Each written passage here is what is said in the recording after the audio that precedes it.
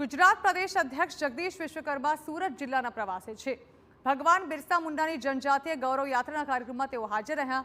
માંગરોળ ખાતે બિરસા મુંડા તથા ટાટિયા મામાની પ્રતિમાનું તેઓએ અનાવરણ કર્યું।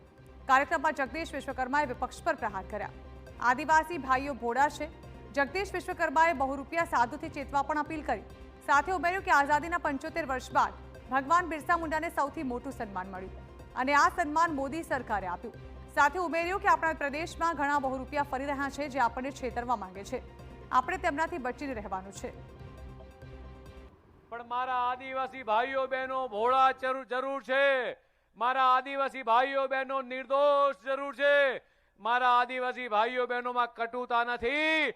એટલે આ બહુરૂપિયા સાધુ કદાચ તમારા આંગણે આવે એમને ઓળખજો। તમારા ગામમાં આવે, તમારા તાલુકામાં આવે, તમારા જિલ્લામાં આવે તો ઓળખજો અને કહેજો કે અમારી જોડે ભગવાન બિરસા મુંડા છે। દેશના યશસ્વી પ્રધાનમંત્રી માનનીય મોદી સાહેબ અમારી જોડે છે। ગુજરાતના મુખ્યમંત્રી અમારી જોડે છે।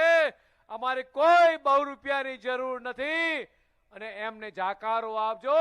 ભગવાન બિરસા મુંડાને આઝાદીના 75 વર્ષ બાદ સૌથી મોટું સન્માન કોઈએ આપ્યું હોય તો દેશના યશસ્વી પ્રધાનમંત્રી માનનીય મોદી સાહેબે